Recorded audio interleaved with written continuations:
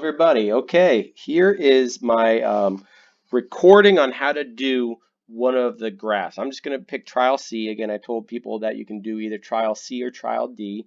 I'm just making up some data for trial C from the lab. So this is a general idea of how to do it.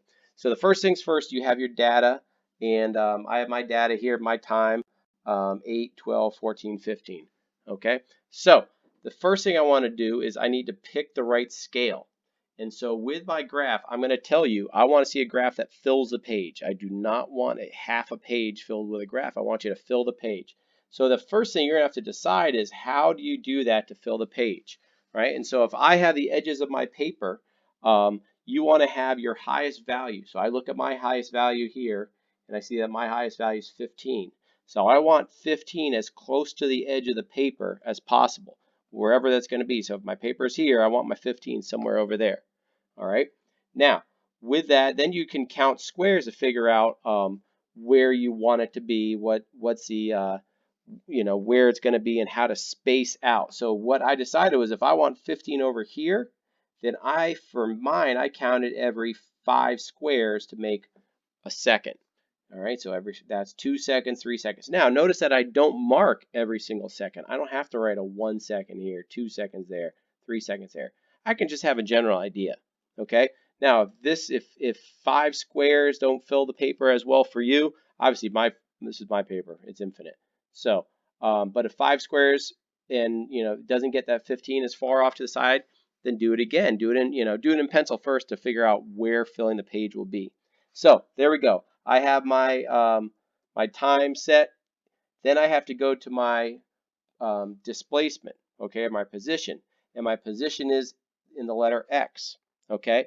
And for everybody, the positions of the markers were at 5, 10, 15, and 20. So you need to make sure you have 20. Everybody needs to have 20 at the highest point on the page. And again, count how many squares will get you there. For me, it was like 10 squares to get me to that 5, and then another 10 squares to get me there, 10 squares there, and then 10 squares would get me to the 20. You just have to kind of plan out and see what's going to work best for you to get 20 to the edge of the paper. Okay, now we can plot. So I'm going to plot. Now I have whole number exact numbers. And if we're taking it off our video, if there was a video in the virtual lab, then it's going to be whole numbers, unfortunately. For many, if you're doing it outside and we're doing it in person, then it would be decimal numbers. That's fine too. So I'm going to start graphing, and I see that I have 8 is my first marker. So I'm going to go to my marker 8, and I'm going to go up to 5, wherever that point is, right about there. And I'm going to have that marker there. Okay. Then I have 12 seconds. So I'm going to go up to that point right there, 12, and I'm going to not stress too much about it getting it exactly on the line where it is, but I have 10 and my 12, so about there. Okay, now I'm going to go to my 15 meter marker, which was at 14 seconds, or let's see, did I put it on wrong? I already messed up my marker because that is really, let's try that again. There we go, 15. There, hey, now we're going to be much better off. All right, so now I have my 14 seconds is going to be at 15 meters. So I need to have my 15 meters across here, and my 14 is somewhere around there. Okay, there. All right, and now I'm going to go to 20. And my 20 going across and my 15 up, I'm going to get something around here. Something like that. Okay, so once you get your points plotted out, all right, then you're going to get a straight edge ruler and draw those lines. I want straight lines. So I got a ruler in front of me here. Shows how awesome I am with technology. There we go. So I'm going to do one line just like that. And I'm going to do the next one. Looks like that. And finally, my last line will look like this. Okay, so there we go. I have 4 points and I have 3 lines that are already measured or that are drawn off. Now we need to get slopes. You do not calculate slopes with counting squares. Do not, I repeat, do not count squares to get your slopes. To get your slopes, you will use your data. All right, we have y2 minus y1 over x2 minus x1 is our equation for slopes. Okay, so now we can look at our data. And so I see our first point, our first slope right here. It's going to be a rise y2 minus y1. That is going to be 10 minus 5. The run is the change in x2 minus x1, which is going to be 12 minus 8. So I get 10 minus 5, 5 divided by 4, and I get 1.25 is my slope. Let's go to the next one. So the next one over here, which I'll just do on this side over here, that slope will be again a rise. Y2 is 15 this time. Y1 is going to be 10. X2 is our 14. All right. X1 is our 12. So I have 5 divided by 2, and I get a slope of 2.5. I'm going to talk about units later, but make sure you have a decimal number. No fractions, but a decimal number for your slope. All right, the third one. So now my y2 in this case is going to be, I'll do a new color. I'm going to have 20, which is y2, minus y1, which is 15, divided by x2. My x2 in this case is going to be my 15 as well, because it's our time. So 15 minus our y or our x1, which is 14. So what do I have? I have 5 divided by 1. So I have a slope of 5 for my last one. So I would write m equals 5, m equals that, and m equals that, however you want to write it. Okay? What about our units? Well, our units are going to be our rise over our run. Our rise units are meters. Our run units are seconds. So I can just put it in like that, meters over seconds, and those are our units. Now, do these units look familiar? They should. And if they do, it tips you off to the answer for question number 3. In question number 3, it says, what does the slope represent? Well, the units for the slope are meters per second. Meters per second are also the units for velocity. So the slope represents velocity. Okay, so now we're going to go to the next part. And I give you this crazy equation because I say we're going to have to do a velocity versus time graph. But here's the deal. You do not need to do any crazy equation. All you need to realize is that the velocities that we need to plot our graph here are going to be the slopes you just calculated. Okay, so I take my slopes from the previous graph and I put those in, as my velocities.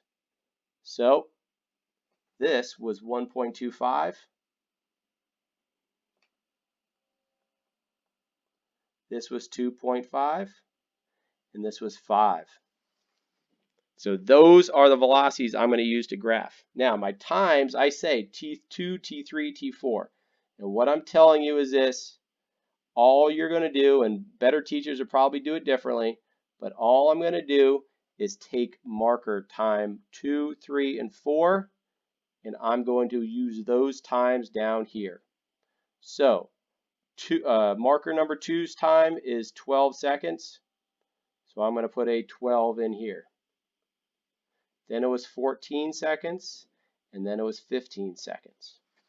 So what I did was I took my data to make my next chart, to make my next graph. Okay, now we go to our next graph in here. We got to do a V versus T graph, and I have my data over there. All right, so I'm going to do is plot out x1, x2, x3, or I'm sorry, x1, y1, x2, y2, x3, y3, and I'm going to place those in right here. All right, so let's check out our graph. We're going to have x1, the first one is going to be 12. So I'm going to go over to 12, and I have a velocity of 1.25. So I'm going to go over 12 and up about 1.25, wherever I think that is. I'm going to guess it's like there. Okay, next one is 2.5. So 14 and 2.5. So I'm going to go over to the 14, and I'm going to go to 2.5. 14 is like here, and 2.5 is like there.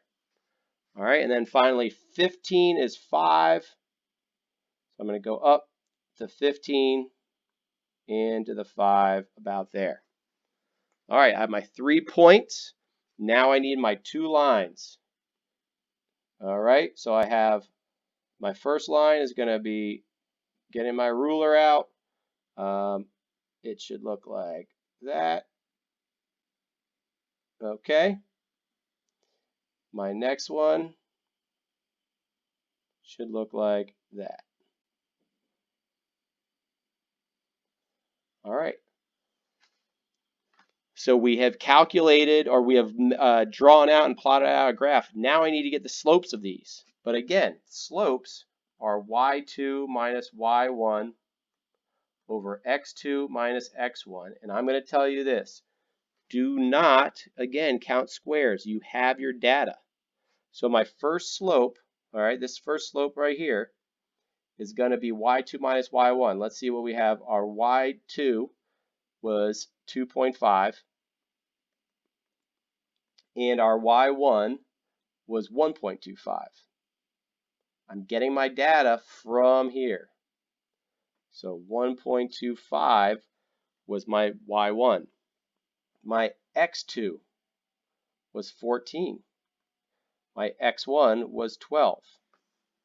So all I have to do is subtract those out. All right, I know I got a 1.25 divided by 2. I can plug and chug. So I have 1.25 divided by 2, and I get 0.625. So my first slope is going to be 0.625. M equals. All right, what about my other one? Well, again, y2 minus y1. My y2 in this case is 5. My y1 was 2.5.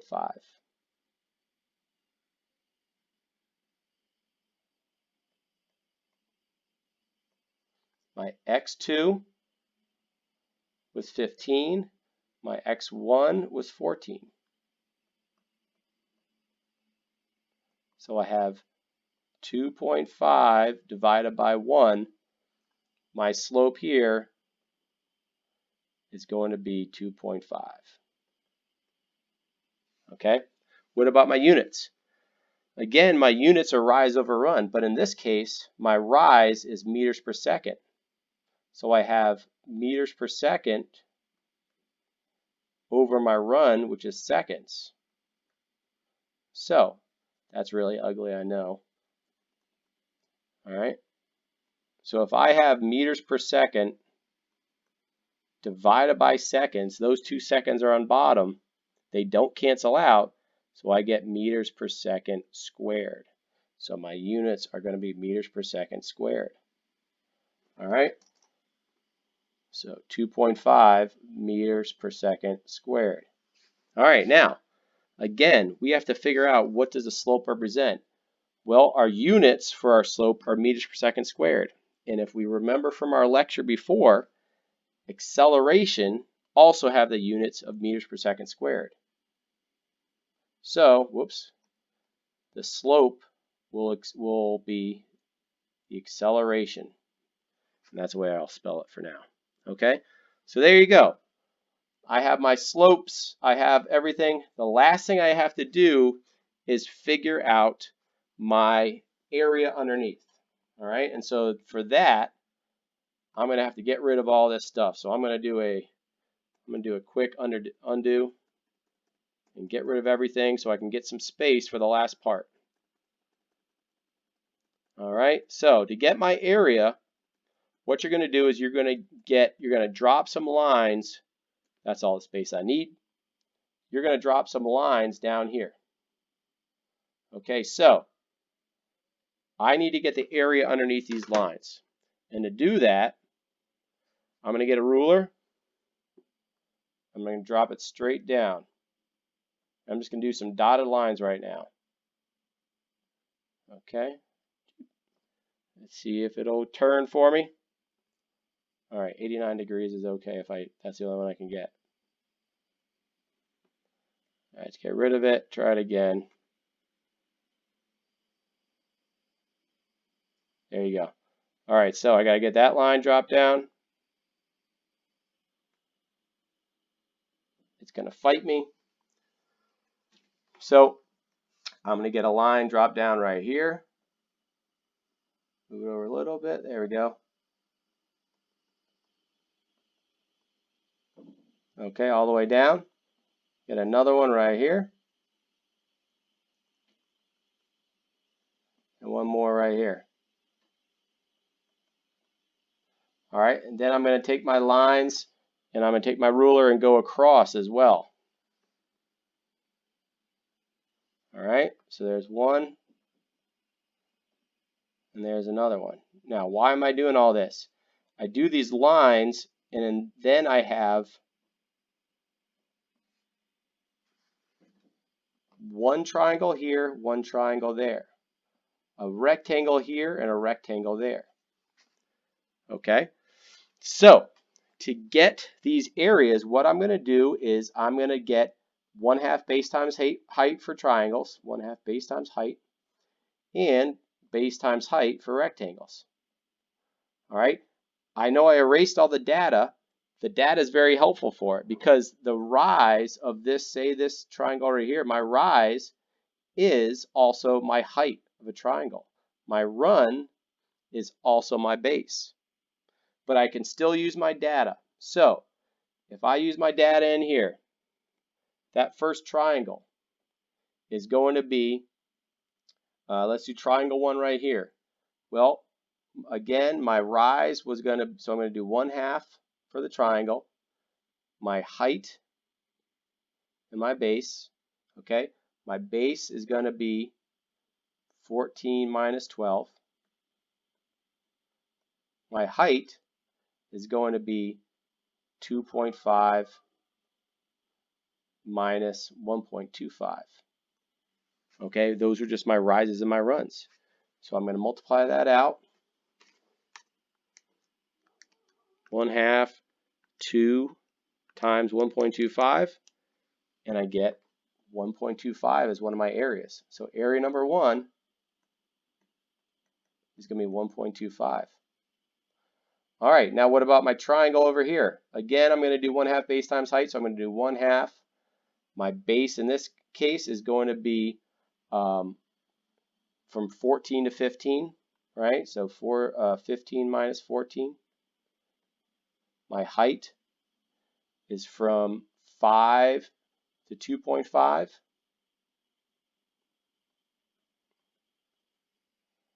So my area is going to be 1/2 times 1 times 2.5, and I also get 1.25. So area number 2 is 1.25 also. All right, now what about my rectangles? Rectangle here, this area 3, that's a base times height. Okay, again, my base is going to be this value, okay, because it's my run.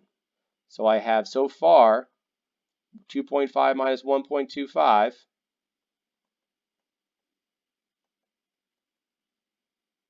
Okay, and my height is just that that velocity, that height right here. Okay, that's a rectangle, and my height right there is my velocity, which is 1.25. So I have 1.25 times 1.25 basically.